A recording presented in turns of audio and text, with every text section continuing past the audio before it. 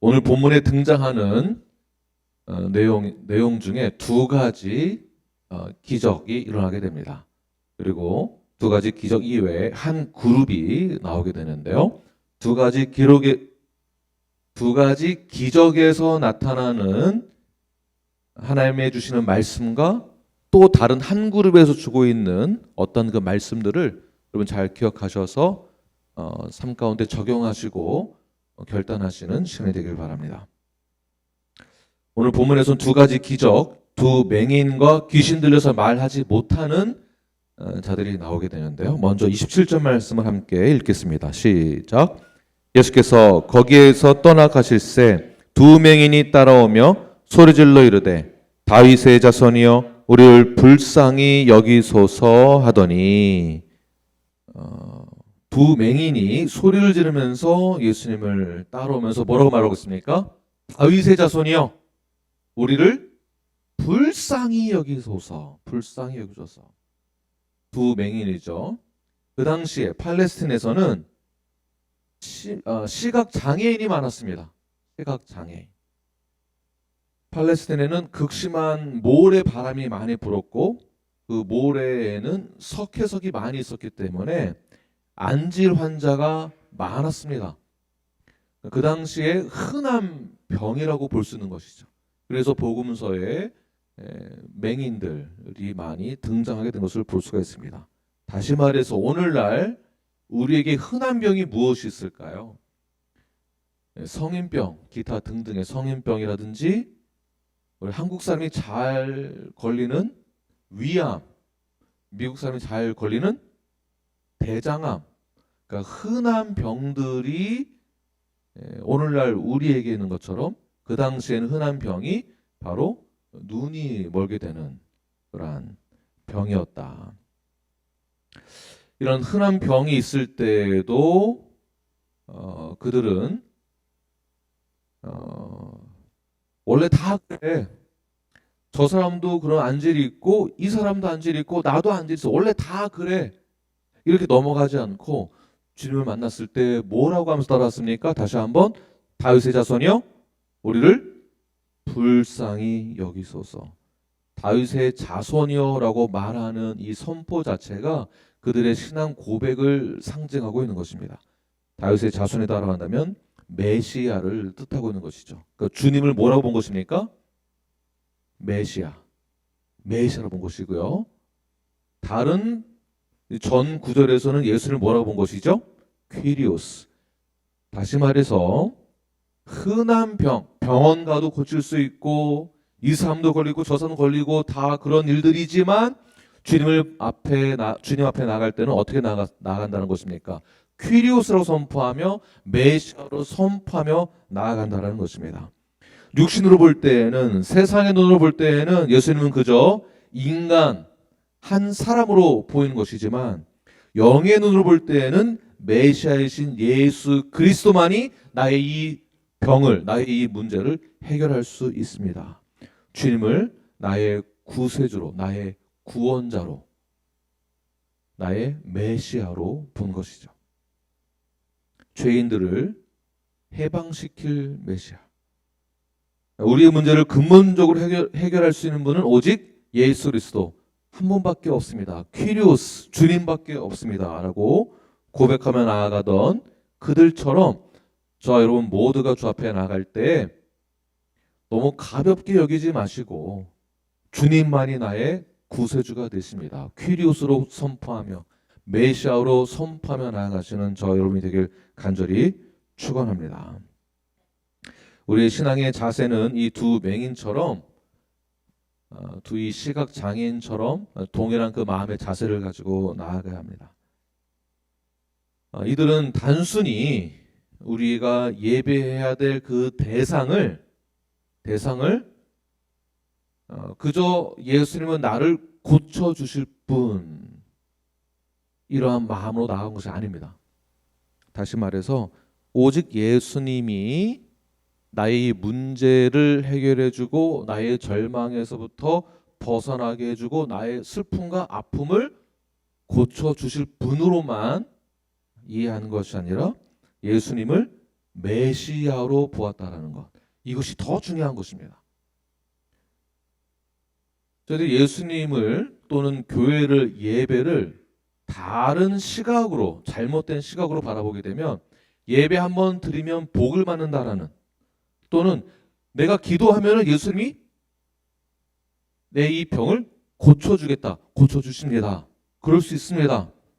그러나 예수님을 꼭 내가 원하는 대로 나의 모든 문제를 내가 원하는 것을 풀어주시는 분, 잘못하면 자판기에 동전을 넣고 내가 원하는 것을 골라서 얻어내는 것으로 착각할 수 있기 때문에 저희들은 이 두 맹인이 주 앞에 나아갔던 그 마음의 자세를 본받아서 주님을 뭐라고 고백해야 된다고요? 메시아로. 메시아로. 그때 28절에서 뭐라고 말씀하십니까? 함께 읽겠습니다. 시작. 예수께서 집에 들어가심에 맹인들이 그에게 나아오거늘 예수께서 이르시되 내가 능히 이 일을 할 줄을 믿느냐 대답하되 주여 그러하오니이다 하니. 보시면 내가 능히 이 할 줄을 믿느냐. 다시 말해서 예수님이 다시 한번 그들을 점검하는 것입니다. 그러니까 이들이 왜 나에게 찾아왔는지, 단순히 이 병만 고치길 원하는 건지, 예수님을 바라볼 때 그들이 필요한 것을 채워주는 예수님으로만 보고 있는지, 아니면 진정한 메시아로 보고 있는지 그걸 점검하고 있는 것이죠. 진정한 메시아로 믿고 있는가, 퀴리오스로 믿고 있는가. 단순히 나 자신의 형편의 어려움 때문에, 이 절망에서 벗어나고 싶은 그 마음 때문에, 또는 내 욕심 때문에 예수님에게 찾아온 건 아닌지. 그러나 그들은 어떻게 주를 믿었습니까? 퀴리오스로, 메시아로 믿었다는 것. 내가 능히 이 일을 할 줄을 아느냐, 믿느냐. 그들이 뭐라고 말합니까? 대답하되 주여 그러하오니이다. 여러분, 주 앞에 나아갈 때 단순히 내 필요를 채우기 위해서 나가는 것이 아닙니다. 내 감정의 기복에 따라서 이 우울함을 단순히 고침받기 위해서 예배드리는 건 아닙니다. 교회 멤버가 된다는 것은 그냥 말로만 믿는다라고 해서, 사인했다고 해서 멤버가 되는 것은 아닙니다. 멤버가 된다는 것은 진정으로 예수님이 나의 구세주가 되심을 믿느냐, 지금 이 말입니다. 내가 능히 이 일을 할 줄 믿느냐, 이 말이 내가 너 고쳐주고 낫게 해주는 거 믿느냐, 이 말이 아닙니다. 내가 구세주이심을 믿느냐, 내가 메시아임을 믿느냐, 내가 너의 구원자임을 믿느냐, 내가 너의 퀴리오스이심을 믿느냐, 이 말입니다. 그래서 이들이 네 그러하오니이다. 자, 이 대답에 예수님은 그들의 대답이 진짜인지 아닌지를 알 수 있겠죠. 29절에 이렇게 말씀하십니다. 함께 읽겠습니다. 시작. 예수께서 그들의 눈을 만지시며 이르시되 너희 믿음대로 되라 하시니. 너희 믿음대로. 그들의 믿은 것이 무엇입니까? 주님이 나의 구세주가 되십니다를 믿는 거죠. 주님만이 나의 왕의 왕이 되십니다. 주님이 나의 메시아가 되십니다. 이것을 믿은 것입니다. 근데 이것을 너무 1차원적으로 생각하면, 이들도 눈 낫게 해달라고 이미 난 줄 믿습니다. 네. 이미 회복된 줄 믿습니다. 이미 우리의 사업장이 잘 될 거라 믿습니다. 이거 믿음을 강조하다 보니까 우리가 기도할 때 우리 아들이 성공할 줄 믿습니다. 이미 된 줄 믿고 확신합니다. 받은 줄 이미 받았다라고 믿고, 받은 줄 믿고 확신하고 이렇게 기도하는 경향이 있는데, 지금 그것을 말하는 게 아닙니다. 이 본문은 그런 내용이 아닙니다. 예수님이 우리가 원하는 거 달라면 다 주고, 이거 해달라면 이거 해주고, 그래서 믿음대로 될지어다 라고 말한 거예요. 믿음대로. 뒤에 나오는 바리새인들이 무엇을 믿었는가? 예수님을 퀴리오스로 메시아로 믿은 것이 아니라 바알세불로 믿었습니다. 그러니까 그들의 믿음대로 되는 것입니다. 예수님의 역사하심을 바알세불로 본 거예요. 사탄의 역사로. 그러나 이들의 믿음은 무엇입니까? 오직 주님만이 나의 구세주가 되십니다. 메시아가 되십니다. 전체의 문맥을 보게 되면 백부장도 어떻게 믿었을까요? 중풍병자 그 친구들 예수님을 무엇을 믿었습니까? 귀신 들린 자들, 혈류증 앓던 여인들, 회당장 야이로 예수님을 어떻게 믿었습니까? 메시아로, 퀴리오스로 믿었다라는 것입니다. 그러므로 우리의 신앙생활이란 우리가 주님을 어떻게 믿고 있느냐, 그 믿음으로 시작하는 것입니다. 행위도 아니고요, 또 행위가 먼저가 돼서도 아닙니다. 우리의 신앙 고백에 뒤따른 그 믿음, 믿음에 뒤따른 신앙 고백, 그 신앙 고백대로 우리가 믿는 대로 그 믿음대로 하나님은 우리에게 응답해 주신다라는 것이에요.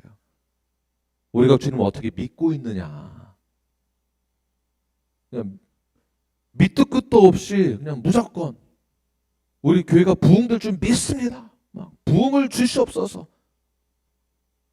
동쪽, 서쪽, 남쪽, 북쪽에서부터 수많은 사람들이 우리 교회로 몰려들 줄 믿습니다. 백날 기도해도 왜 안 몰려드는 건가요?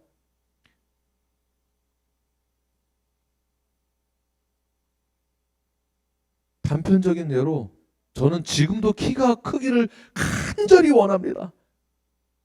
주여, 저 키 크게 하여 주시옵소서. 믿습니다. 저를 불쌍히 여겨주세요. 나의 키가 이미 190이 된 줄 믿습니다.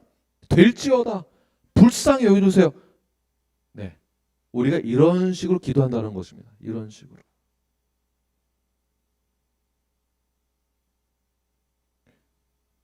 여러분 동의가 되십니까?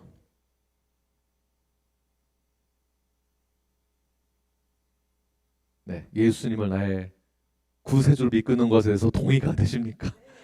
이 본문의 내용에서 제가 지금 이 초점을 말씀드리고 있는 것에 대해서 동의가 되십니까? 아멘이십니까? 네. 우리가 지금까지 이렇게 기도했다라는 거예요. 그래서 2020년도에 저희 교회 어려운 상황 가운데에서 왜 교회를 위해서, 교회 건물을 위해서, 이 지분을 위해서 기도 왜 안 하느냐? 네, 일부러 그때 안 했습니다. 불쌍히 여겨 주시옵소서. 믿는 대로 될 줄 믿습니다라는 식으로 내가 원하는 것을 얻기 위해서 하는 그러한 기도가 되지 않도록 하기 위해서 철저하게 하나님의 뜻에 따라 순종을 먼저 할 수 있도록, 그렇게 제가 그래서 여러분들에게 말씀을 드리고 그렇게 기도한 것입니다. 순종을 할 수 있도록, 하나님의 길을 열어주시는 그 자리에, 그곳에 순종할 수 있도록. 결국에는 내가 능히 이 일을 행할 줄 믿느냐라는 것은 내가 너의 주인됨을 너 그 믿고 있느냐? 내가 너의 구원자가 됨을 너 그 믿고 있느냐? 내가 너의 모든 죄들을 사하고 내가 너를 자녀 삼을 것이며 하나님이 우리와 맺은 그 언약을 반드시 지킨다라는 것을 너 그거 믿고 있느냐? 너 구원의 확신이 있느냐? 너의 그 죄의 문제가 얼마나 심각한지 너 알고 있느냐? 그 죄의 문제를 해결할 사람이 바로 나인 줄을 믿느냐? 내가 메시아임을 믿느냐? 이런 뜻입니다. 오늘 본문의 내용은 예수님 우리를 볼 때 얼마나 예배를 잘 드리는지, 얼마나 예배를 감동 있게 드리는지 이거 보는 거 아닙니다. 저도 지금까지 착각하고 살았어요. 그렇게 배웠었기 때문에. 예배에 성공해라. 네. 감동 있는 예배, 열정 있는 예배, 열광이 있는 예배, 뜨거운 열기가 있는 예배, 그 예배를 잘 드리면 하나님 감동받으신다. 저 그렇게 배우고 그렇게 예배 사역을 했었습니다. 예배를 어떻게 드리면 감동이 있을까? 내가 기도를 어떻게 하면 하나님의 감동을 받으실까? 내가 어떻게 정성을 잘 드리면 하나님의 감동하실까? 하나님 그거 원하는 거 아니에요. 너 믿고 있느냐요? 그럼 무엇을 믿느냐? 우리는 이것을 지금까지 많이 놓치고 살았습니다.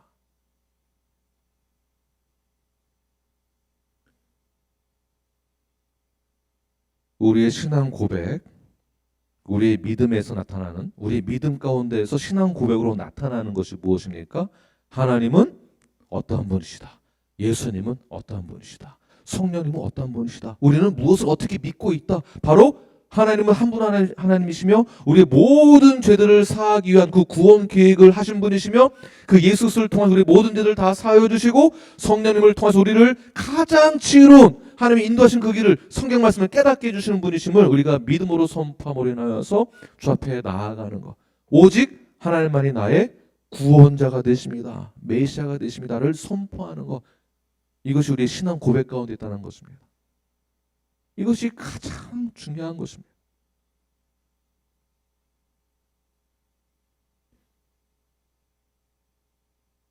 27절에서 다시 보게 되면 두 맹인이 이렇게 말합니다. 주여 나를 불쌍히 여겨 주시옵소서. 불쌍히 여겨 주시옵소서. 여러분 언제 이 말을 자주 사용하십니까? 내 안에 원망이 가득할 때, 내 안에 불안감이 있을 때, 초조할 때, 내가 정말 간절히 원하는 무엇인가가 있을 때에 주님 나를 불쌍히 여겨주세요. 우리 회사를 불쌍히 여겨주세요. 내 사업장을 불쌍히 여겨주세요. 다 잘 될 줄 믿습니다. 그럼 예수님 이렇게 말씀하셔야 되겠네요. 그래, 내가 오늘 불쌍히 여겨줄게. 너의 사업장을, 회사를 불쌍히 여겨줄게. 내가 너의 사업장이 잘 되게 할 줄 너 믿느냐? 네 주여 전 믿습니다. 그래 그럼 믿음대로 될지어다. 자, 그럼 어떻게 돼야 되겠습니까? 기도하는 족족 불쌍히 여겨달라고 기도하는 족족 모든 게 다 세상의 기준대로 다 잘 돼야 됩니다. 나의 기준대로 다 잘 돼야 됩니다. 다. 우리가 너무 이런 식으로 복음을 받아들였고 이런 식으로 우리가 복음을 증거했다는 것이 오늘날 큰 문제를 우리는 보고 있는 것입니다. 이러니까 꼭 예수님이 병 고치는 사람, 예수님이 우리의 문제를 꼭 이 문제를 해결해 주는 사람, 이것만 강조하게 되는 것이죠. 그럼 예수님도 만약에 이런 원리라면 그래 기도만 해라. 그러면 내가 너 원하는 거 다 해줄게. 믿음대로 될 것이다. 자, 이게 왜 아니다라는 것을 우리는 어떻게 알 수 있는가? 30절 말씀에서 예수님이 정확하게 말씀하고 있습니다. 30절 시작. 그 눈들이 밝아진지라 예수께서 엄히 경고하시되 삼가 아무에게도 알리지 말라 하셨으나, 자 보시면 만약에 이들의 믿음에 의해서 눈이 떠졌습니다. 그러면은 야 이거 만방에 알려라. 이게 복음의 이러한 능력이 여기 안에 담겨 있다면 이거 무조건 다 알려라. 그러니까 지금까지의 오늘 본문 전까지는 이제 필요를 채워주고 공급해주시고 고쳐주시고 하는 하나님의 그 기적과 이적의 그 역사가 나타나는 동시에 오늘 본문에서 동일한 기적과 이적이지만 무엇을 우리에게 경고하고 있는가, 이게 중요한 것이에요. 무엇을 경고하고 있는가? 왜 아무에게도 알리지 말라고 하셨는가? 왜 그러냐면 인간들의 죄인들의 심리 가운데에는 기적과 이적이 나타났을 때에 하나님 되심을 인정하지 못하고 하나님의 그 구원 계획을 깨닫지 못하고 예수님의 왕의 왕 되심을 이해하지 못한 채 기적과 이적에만 의존하게 되면 우리의 신앙 풍조가 잘못된 길로 갈 수 있기 때문에 그것을 경계하기 위해서 예수님은 아무에게도 알리지 말아라. 아무에게도.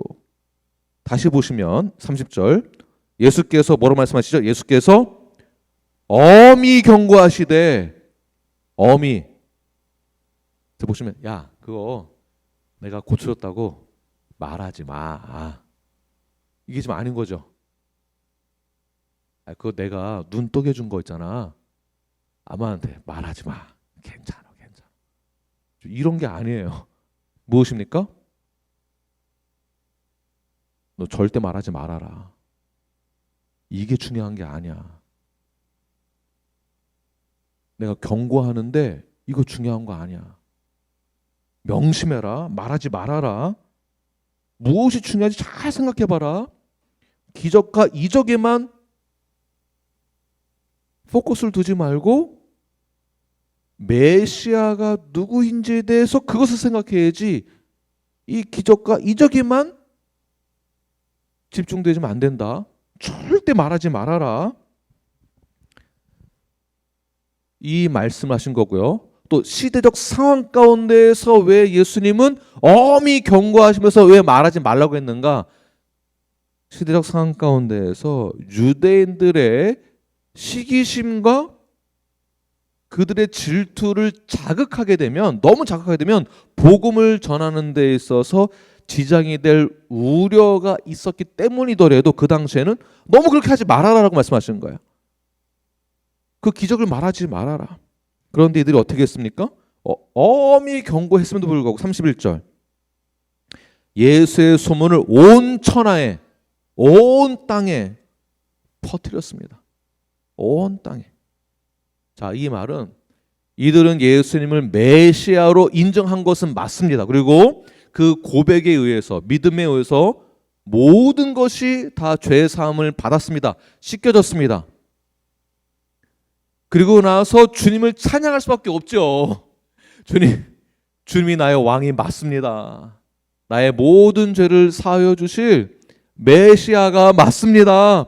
당신이 나의 메시아입니다 라고 온 사람들에게 말하면서 찬양하는 것 잘한 거 맞아요. 그러나 주님께서 뭐를 강조했습니까? 너 순종을 해라. 순종을 해라.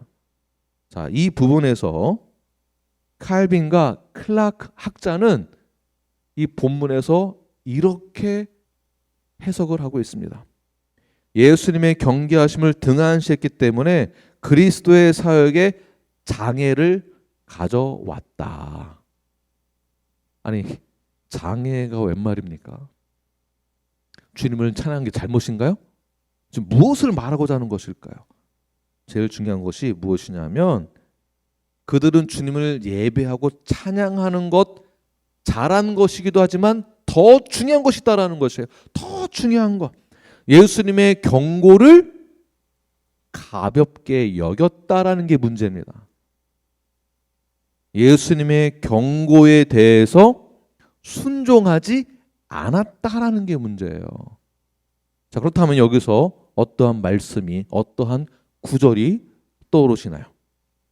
사무엘상 15장 22절 후반절 말씀을 함께 읽겠습니다. 시작. 순종이 제사보다 낫고 듣는 것이 순양의 기름보다 나으니. 자, 무엇이 먼저여야 될까요? 순종이 먼저여야 된다는 거죠. 순종이 먼저입니다. 순종이. 그들은 주님께 영광을 돌리긴 했지만 순종이 제사보다 낫다라는 그 진리를 깨닫지 못하는 것이죠. 여기에서 우리가 많은 지역교회에서 많은 실수를 저지릅니다. 너무 예배 중심, 너무 예배가 중요합니다.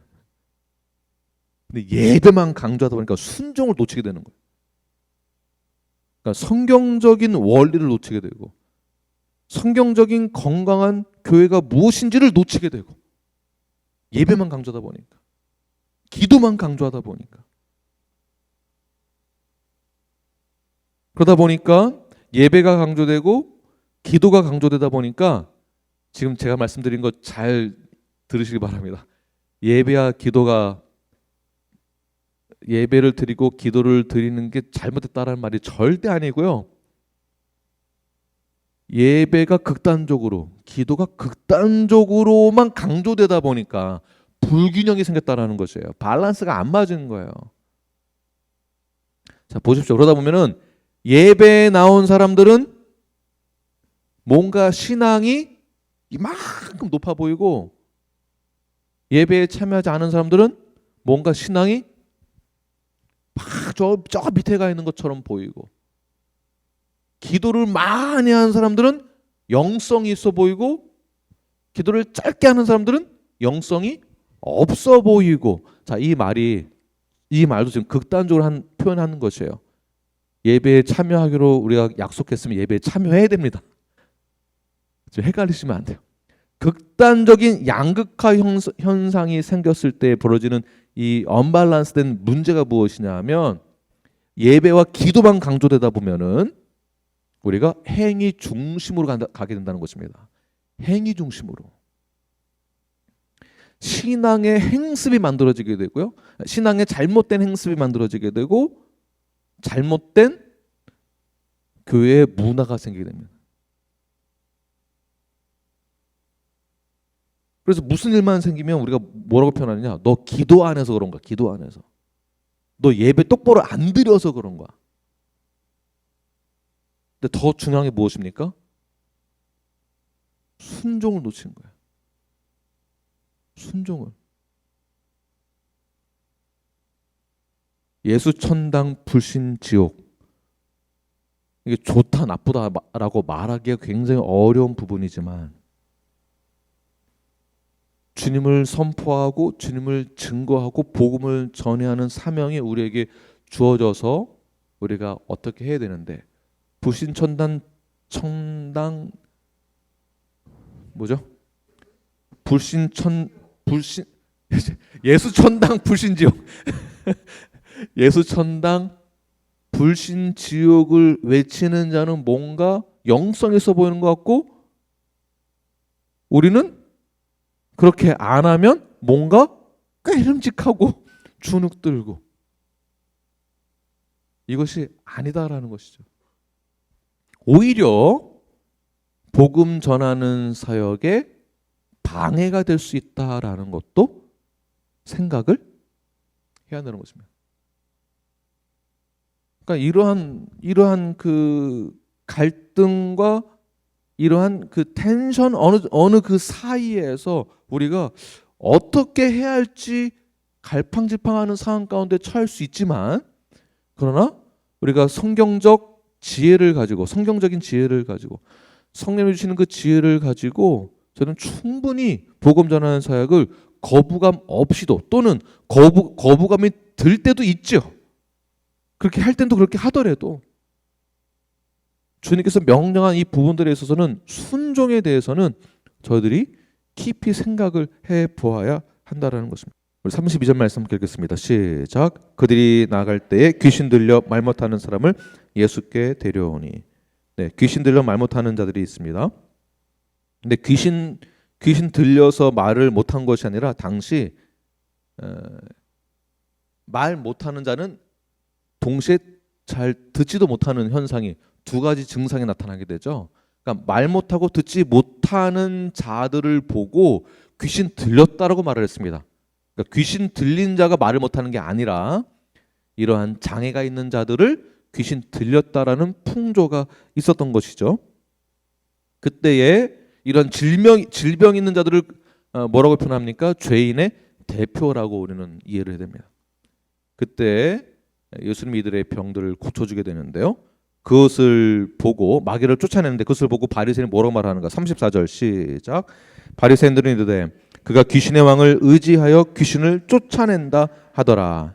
귀신의 왕, 여기서 왕이라고 말한 것이 무엇이냐면, 다른 한 그룹은 예수님을 뭐라고 부릅니까?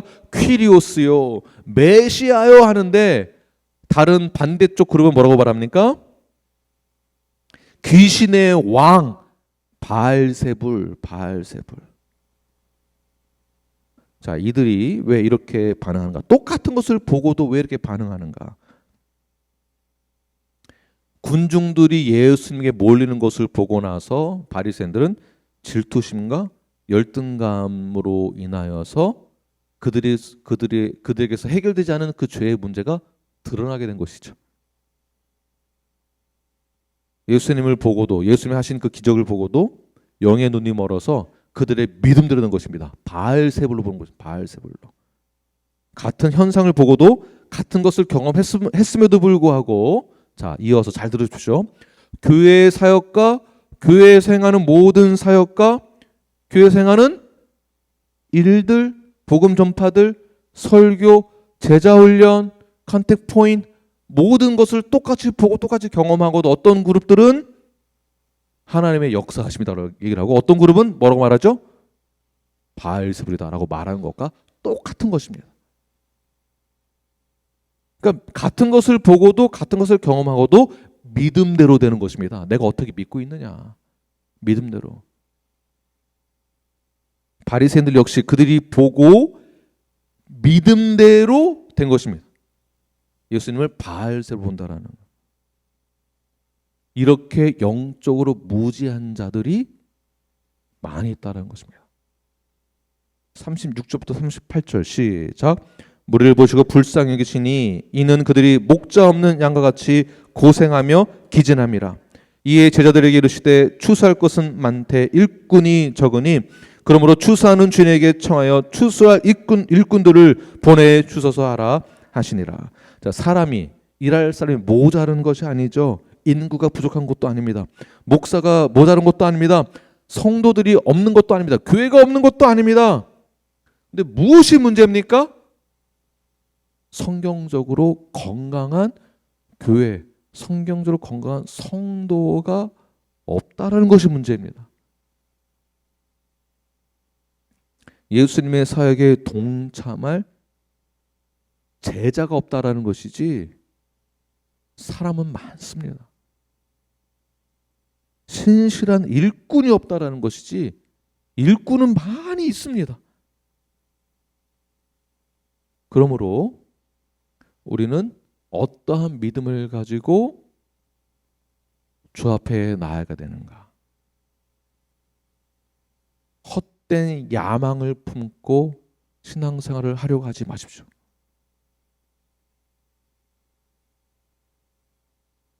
헛된 꿈을 가지고 뭔가를 얻기 위하여서 기도하지 마십시오.